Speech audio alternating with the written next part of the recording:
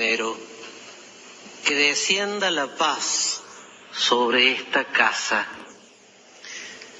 Queridos hermanos, cumpliendo el mandato de Jesús en esta mañana, me gustaría en este momento de resonancia de la palabra, de la buena noticia, de la palabra viva y eficaz, me gustaría comenzar deseándoles la paz.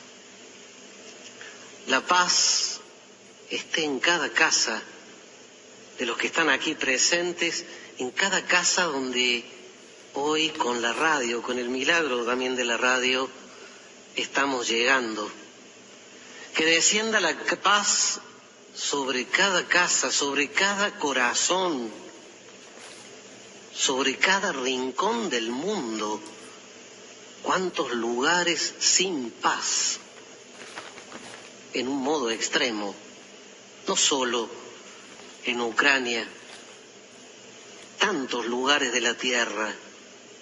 Que descienda la paz sobre quienes han perdido esa paz por la enfermedad y están en hospitales, en clínicas, sanatorios, en su lecho, en su casa.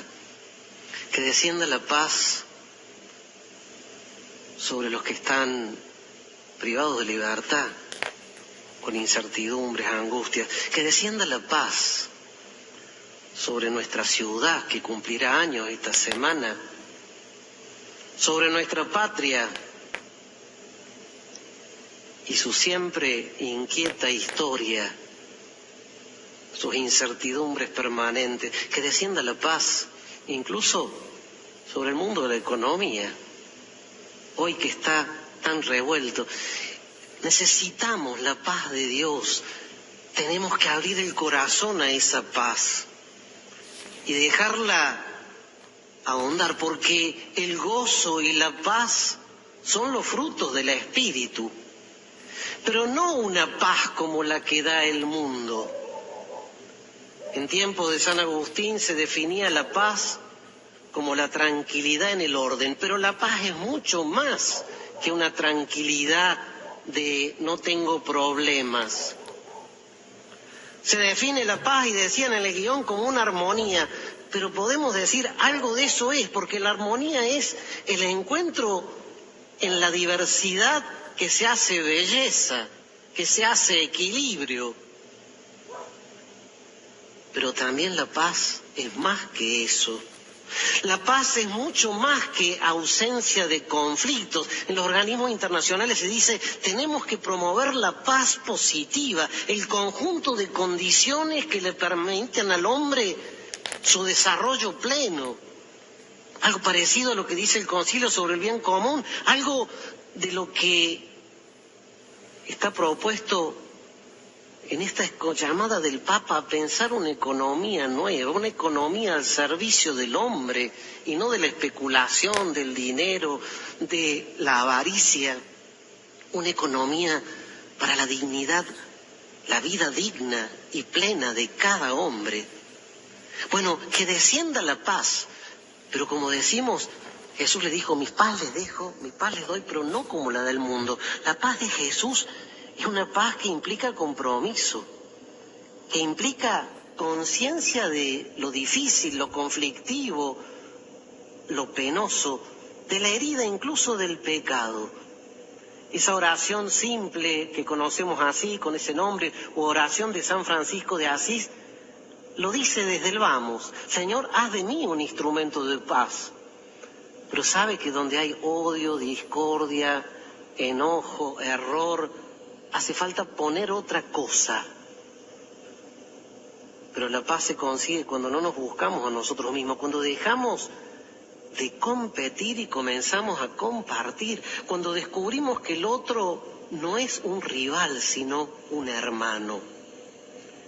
Yo por eso hoy deseo la paz, e imploro por la paz, no una paz ilusoria, no una paz, como ha dicho el Papa esta mañana, del equilibrio de las armas, la paz del miedo o la paz de los cementerios, sino la paz de quienes se saben peregrinos incluso por el camino de la cruz.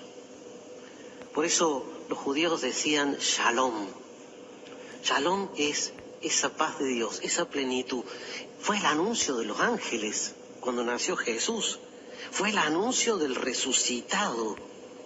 Es el fruto del Pentecostés que hemos celebrado pocas semanas atrás. Entonces la paz, como acción del Espíritu, es descanso, es rumbo, es sentido, en medio de un peregrinar ajetreado. Decía el Evangelio la semana pasada que Jesús se encaminó decididamente a Jerusalén. ¿Qué significa eso? Endureció el rostro, se comprometió con el proyecto del Padre, que era un proyecto de sacrificio, de cruz. Pero ahí está la paz. Solo hallo paz aquí, decía Santa Teresa, cuando encuentro la voluntad de Dios. Bueno, y en medio de esto, precisamente la liturgia hoy nos invita como a volver a la Pascua. La oración colecta de nuestra misa nos ha hecho implorar con toda la Iglesia: Dios nuestro, que por la humillación de tu Hijo, otras traducciones dicen que por la Pascua de tu Hijo, levantaste la humanidad caída, concédenos una santa alegría, para que, liberados de la servidumbre del pecado, alcancemos la felicidad que no tiene fin. Paz y gozo van juntos, y hoy la Iglesia entera pide alegría. Después de la Pascua y Pentecostés, durante el mes de junio hemos rumiado los núcleos de nuestra fe. El núcleo, el amor de un Dios que es Trinidad, el amor de la Eucaristía que es sacramento de amor, el amor del corazón de Cristo. Y la semana pasada retomamos el tiempo ordinario, el tiempo para caminar con Cristo, recordando la llamada. El Señor que llama a los apóstoles y como única seguridad les dice que tienen que caminar a la intemperie. El Hijo del Hombre no tiene una piedra donde reclinar su cabeza. No es en los bienes, no es en las seguridades donde vamos a encontrar la fuerza de cimiento de Jesús, sino en su amor, en esa certeza de su amor. Esa es nuestra riqueza, Él es nuestra riqueza, Él es el anuncio. Y ese llamado a la radicalidad comprometía profundamente a los apóstoles, que se vieron tentados a la violencia, porque cuando no lo recibieron, quisieron hacer llover fuego sobre aquella comunidad. Jesús les dijo: no, entre ustedes no es así. Él nos llama a dejarlo todo, a mirar hacia adelante, con libertad y con confianza. Y dice el Evangelio hoy que el Señor designó otros 72, es decir, además de aquellos 12, a otros. El envío compromete a los apóstoles, pero también a todos los discípulos. La Iglesia entera es enviada, como el Padre lo envió a Él. La Iglesia entera es misionera.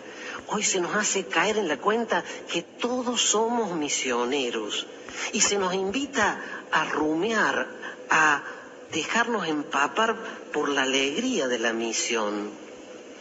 La alegría como la de la primera lectura. Los que pasaron por el túnel del destierro, 60 años de destierro, y dice Isaías, descubren el rostro de Dios como el rostro de una madre que consuela, de una madre que amamanta, como la mano de un Dios que protege, sostiene y hace surgir la alabanza. Por eso hay una nota de alegría que nace de la ternura de Dios. Esa alegría tenemos que pedir hoy, de un Dios que es Padre, Padre providente. Descubrir la alegría de Pablo. ¿Saben que Pablo polemiza con los cristianos de Galacia? Estaba enojado con ellos. Oh, insensatos Gálatas, que descubrieron el Evangelio y volvieron para atrás. Pero en medio de ese clima, Pablo les dice hoy que no le vengan con cuentos, que para él el centro es la cruz, que solo se gloría en la cruz de Cristo. Una cruz que para Pablo es como un prisma. Así como por el prisma pasa la luz, se descompone y muestra toda su belleza, bueno, así también todo dolor, toda prueba, toda pregunta pasada por la Pascua de Jesús encuentra una respuesta nueva, más alta. Pablo los invita a nosotros y a los de Galacia a profundizar en la cruz de Cristo, no solamente a saberla, se ve atravesado por la cruz de Cristo hasta en su cuerpo. Llevo las llagas de Jesús. Ya no importan los signos externos. La salvación no está en la circuncisión, la salvación está en dejarse atravesar por la Pascua de Jesús y dejar que la Pascua de Jesús libere toda muerte, todo pecado, toda oscuridad en la vida del hombre. Y de ahí brota esa alegría de Pablo, una alegría donde Pablo termina llamando a los de Galacia hermanos. Los comenzó retando, pero redescubre en la cruz la fraternidad. Y ciertamente el llamado del Evangelio es una alegría más honda. Hay que leerlo entero, porque es la alegría de descubrirnos enviados. San Pablo lo había dicho. Se fió de mí, confía en mí. Es el asombro de sabernos amados. Quizás convendría en este momento pensar la carta que nos ha escrito el Santo Padre el día de San Pedro y San Pablo, un día de gracia para los cordobeses porque nuestro arzobispo estaba recibiendo el palio. Ese día se entregó una carta sobre el ansia de Jesús de vivir la Pascua con nosotros, el deseo de Jesús de vivir la Pascua con nosotros. Ese es el título de la carta. Pero una carta donde el Papa dice: asombrémonos de lo que celebramos cada domingo, asombrémonos de que estamos invitados a revivir, a participar, no solo a escuchar misa, a participar de la Pascua de Jesús.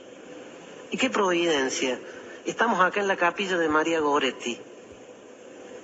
María Goretti vivía una ansia inmensa de la Eucaristía.